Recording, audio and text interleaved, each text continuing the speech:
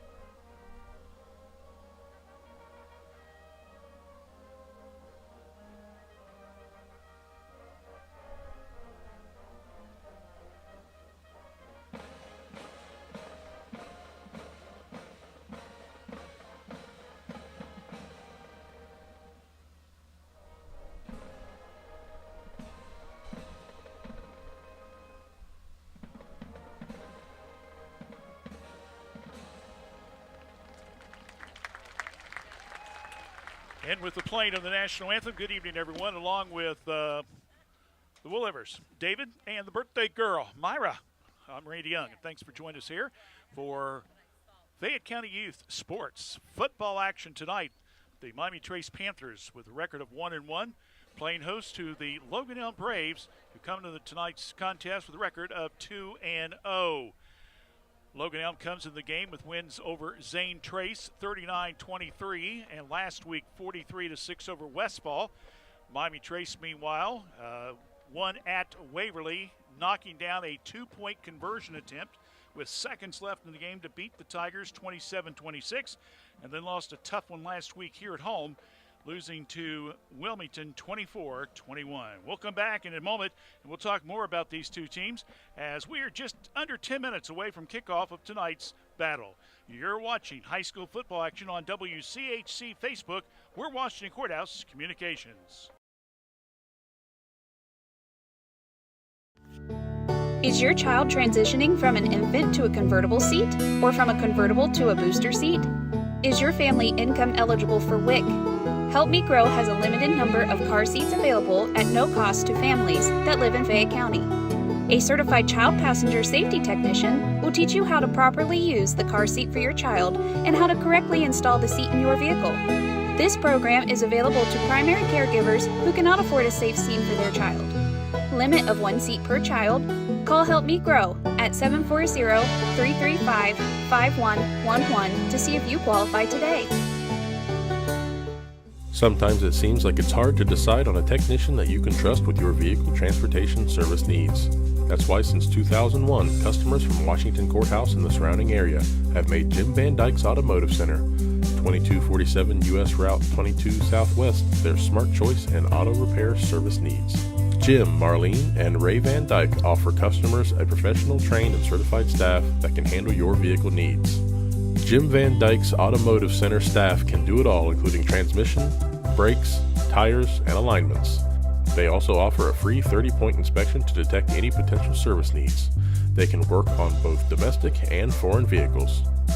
Call for an appointment at 740-335-2000. That's 740-335-2000. or for more information, go to jimvandyke.com. Back here at Miami Trace High School, as we're just a few minutes away from the kickoff of tonight's non-conference encounter between the Logan Elm Braves and the Miami Trace Panthers. Let's take a quick look here on the pregame show about these two teams. As we already mentioned, Logan Elm comes in with a record of 2 wins and no losses. Their head coach is Terry Hobart. This is his 9th year as head coach at Logan Elm. He also is the baseball coach for the school as well. Terry's got the position after having an unbelievable turnaround at Millersport.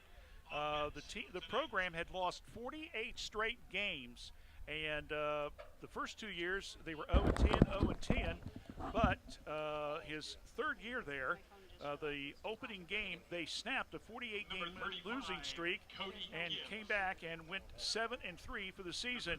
After Coach Bartholomew left, he took over the Logan Elm program, and as we mentioned, this is his 9th year.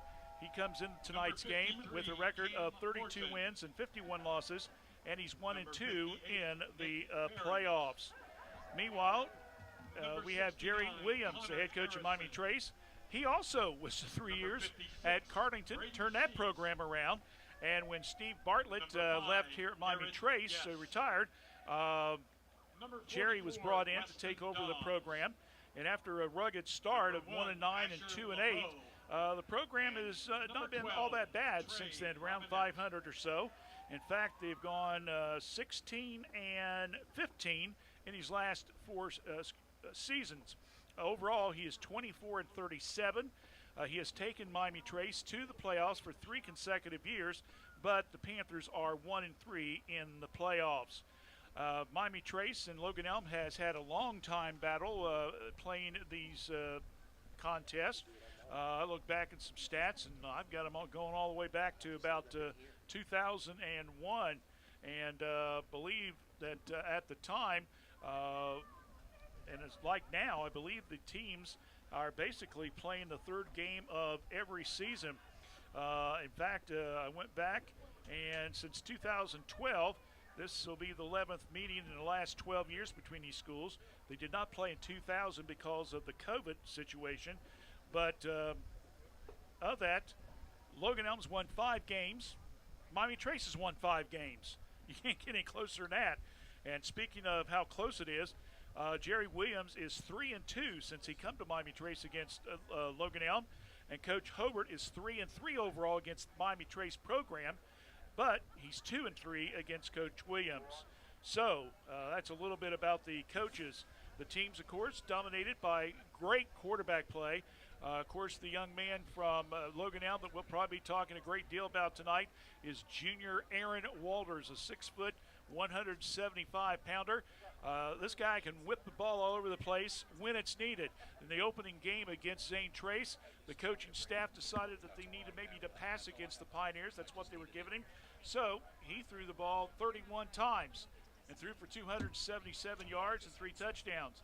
And then, of course, against Westfall, they were able to establish more of a running game, but he still attempted 17 passes and threw for 184 yards.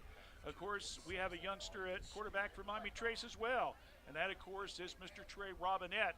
Trey, of course, is a sophomore, and, he's a junior as well. He's played the last 2 years, and his freshman year took some knocks, but last year really started to blossom a little bit.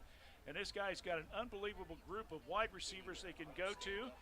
You've got Gage Stuckey. You also got Garrett Guest. Also got Connor Napier, among others that he can go with. So it'll be interesting to see what happens. And, of course, they also can establish that running game. They got Asher LeBeau that will be in the backfield. The senior has done an outstanding job taking over the running back position from his brother Jayden, who will probably, I believe, is one of the all-time lead rushers in Miami Trace history. And when Jayden graduated a couple of years ago, Asher just stepped right in and has fulfilled his position as well. Coach Williams likes to throw the ball maybe a little bit more than in the past, so we'll see what they do tonight against Logan Elm. Last year, these two teams played at Logan Elm, and it was a final score of 35-10. Logan Elm, by the way, went on to that season going 8-3, finishing 6th in their region, while the Miami Trace end up finishing 4-6 for the regular season and then lost in their first round of the playoffs, as did Logan Elm. It's the Braves 2-0, Miami Trace 1-1. When we come back, we will have exciting play-by-play action for you, as it will be the Panthers and the Braves. And I guess the guys are setting the camera up, so they say keep talking, which I have no problem doing. That's why they pay me the big bucks, folks. Anyway, let's just go ahead and tell you that Miami Trace is only one of 2 new teams, or I should say one of 2 teams in the FAC that will be at home tonight. Jackson is home against Wheelersburg. That should be a good one. Washington Courthouse coming off a big win down at Western Brown. They will be up at Marion Franklin. Greenfield McLean's 2-0 takes on Corey Dye's Bearcats down at Bainbridge, Payne Valley. It will be Hillsboro taking on Portsmouth West, the Senators. I don't think those 2 teams have ever played yet. And Chillicothe, looking for their first win, will travel to Westerville North. So that's a look at the AFC. Let's go ahead and take a look at the Mid-State League. As we already mentioned, Logan Elm's here. Warren Local is at Fairfield Union. Circleville will be at Westfall. Hamilton Township will take on Centennial. Nelsonville York is taking on Liberty Union.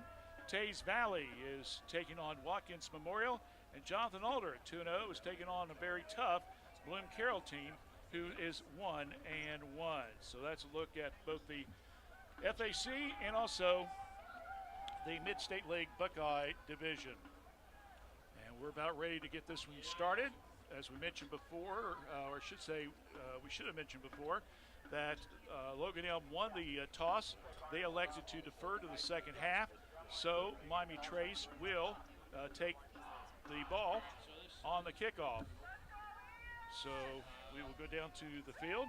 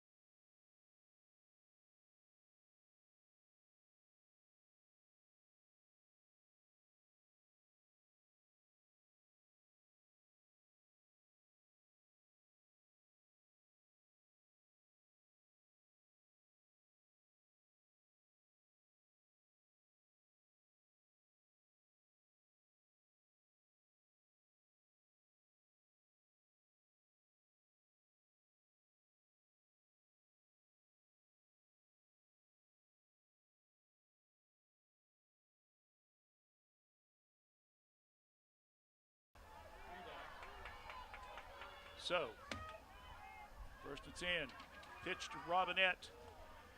He keeps the ball, goes to the right side across the 45, down across the 40. Number 12, Trey Robinette. And Trey Robinette will pick up a first down. Pick up of about 11 on the play. I haven't heard that Panther roar for quite a while. I got to be careful and watch that. That could scare you sometimes. Handoff right up the middle. That will be LeBeau. LeBeau will get down to around the 29-yard line. Pickup of about 7. Quickly, Miami Trace, handoff, and trying to go behind the left side of the line. Down around the 24, another first down. And now be Asher LeBeau who'll pick it up. So pick up of 5, and we bounce right off the bat by Miami Trace on this drive. There's the snap. Robinette looks, passing the flat and catching it, but unfortunately falling down was Julian Baker. So Baker will maybe pick up a yard on the play. So that will bring up 2nd and 9. Fumble. There's a fumble on the play. Officials throw the ball carrier. bag down. They said it was recovered by LeBeau. So Miami Trace will recover at about the 25. So a loss of about 2 on the play. We'll bring up 3rd and 11. I think it's the first time I think Miami Trace has stopped, to be honest with you. And they were trying to hustle on a fast motion offense. Robinette in the shotgun. LeBeau, right flat. Robinette looks, takes off up the middle. Gets into the official's way, or the official got in his way and slowed him up. That's an unfortunate positioning by the referee because Robinette couldn't move at all. Official just stood there. Got it up to around the by Robinette. And I'll bring up a 4th and 1 at about the 15. So Miami Trace trying to take advantage of the onside kick to recover. 4th and 1 play. Up. Bad decision there. LeBeau was supposed to break left.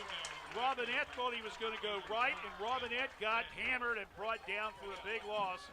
And so Miami Trace, who had the ball going, they'll lose about 4 on the play, and the ball will go down to Logan Elm after the busted play on the 4th down.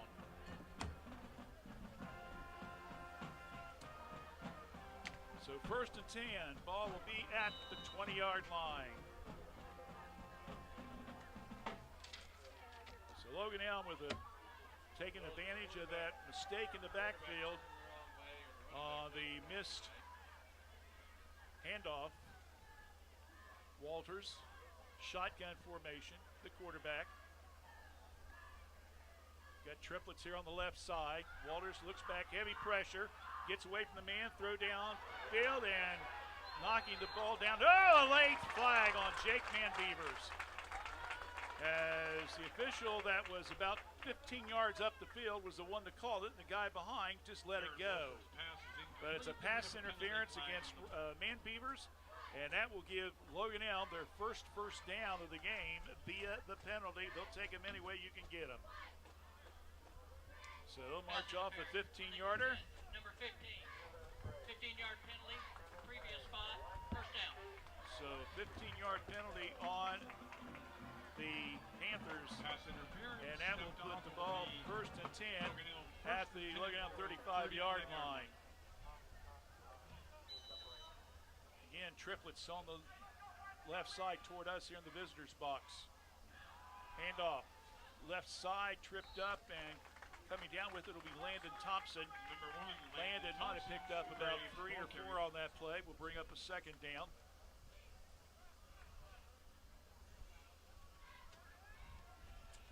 Again, we apologize for the problem at the start. The old sun is playing havoc on the camera, so we had to move it inside. Maybe by halftime the sun will go down, it'll cool off a little bit, we can go back out. We'll just wait and see. Walters comes to the right side into the flat, and coming down with it is tight end Hunter Kersey. And Kersey will get the ball out to around the 42. So that will be a pickup of about 4 on the play. 3rd down and 3. So bring up a 3rd and 3 as Logan Elm their first possession. Ball to 42-yard line. Walters again, throws deep, and he dropped the ball. And Carson Summers, 6'1" junior, all alone, and he just simply couldn't bring the ball in. Incomplete pass will bring up 4th down.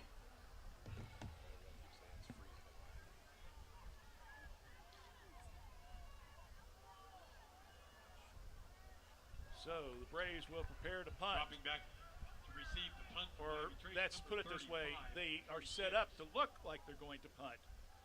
They've already thrown a few surprises on us already. There's the snap, there's the kick, and it's going to take a Panther now, Logan Elm roll, about an extra 5 yards, and it'll be down at the 29-yard line. So Miami Trace will take over 1st and 10. at the 29-yard line. Well, Willovers, how we doing, buddies? Are we doing all right now? I think so, so far. So far, so good. That's right. In case we missed some of the top of the program, glad to have Myra back with us. Kind of sucks. She has to do work on her birthday, but hey, you know, that's what happens when you get married, right? When your husband's the boss. Oh, looks like I've got the left side of the defensive line that jumped. No, they're going to call it on Trace. They said it's the right side. So Miami Trace will pick up yet their second penalty early. You got 2 for 20. Illegal procedure. It's that right side. Brings the ball back to the 24. So it'll be 1st and 15 now at the 24-yard line. So again, Logan Elm tried an onside kick. Logan Elm recovered midfield. Got it down. 15-yard line. 4th and 1. A busted play. Logan Elm sacked. They tried to come downfield, got a big penalty, but couldn't take advantage of it and had to punt. So Trace now has the ball. Robinette rolls to his right. You better watch from behind. There's the throw to Guest. He got it midfield. He's in territory of the opposition. What a play there by Garrett Guest, the All-Ohioan from last year, 6'5". And yes, there are colleges looking at this young man. And Robinette, what a nice pass there.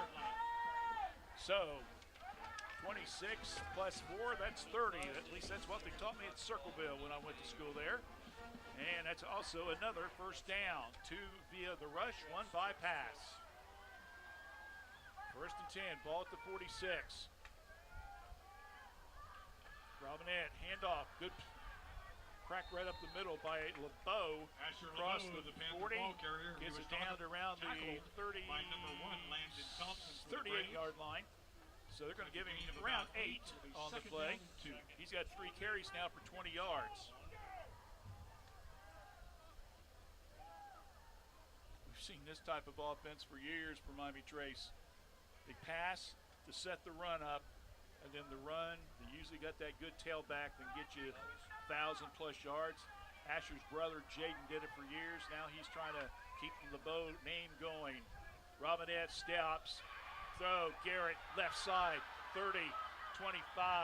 He's out of bounds at around the 23. So a pickup of another 15 yards.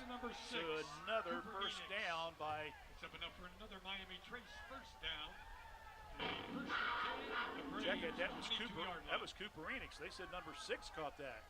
So Enix will get the catch. Ball to 22.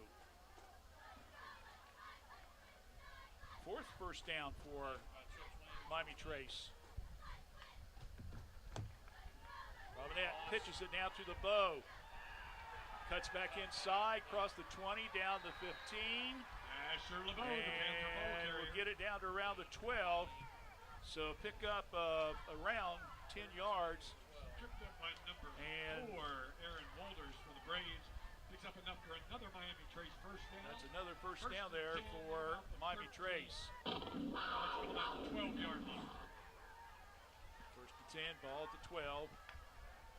Robinette, there's the snap, rolls to his right, looks, and he's not going to be able to get the ball. He was looking down in the end zone to Cody Gibbs, but Gibbs was very well covered by the secondary of Logan Elm. So a 2-yard pickup by Robinette. He's got 3 carries now for 19 yards total. 6.5 left here in the first period of play. No score. There's the snap. Robinette, plenty of time. The offensive line doing a great job. Robinette now rolls to his left. Sees an opening.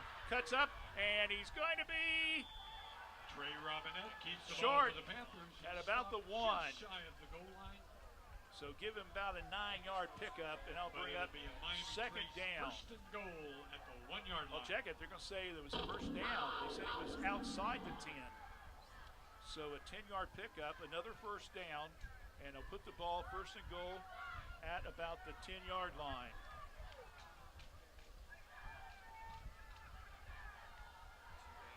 There's There's the snap. There's the handoff. And did he break the plane? Number 3, Julian Baker takes the ball in. Yep, Miami they're going to Trace give it to him. touchdown. They said he broke the plane. So Julian Baker, who scored his first career touchdown, he's only a freshman, folks. Boy, we got a lot to look forward to in the next couple years with backs. So the young freshman picks up his second touchdown of the season on a 1-yard TD carry. And it comes at the 5:57 mark. Here, Cooper Enix. PAT, little delay there. And it's short, missed. And the extra point is no good. And the score As remains Ian Davis Trace missed 6, the kick. Logan Elm 0. So the extra point is no good, and we've got a timeout. There's 5:57 left in the first period of play. Our score, it's Miami Trace 6, Logan Elm nothing. You're watching Fayette County Youth Sports here on WCHC, Facebook, we're Washington Courthouse Communications.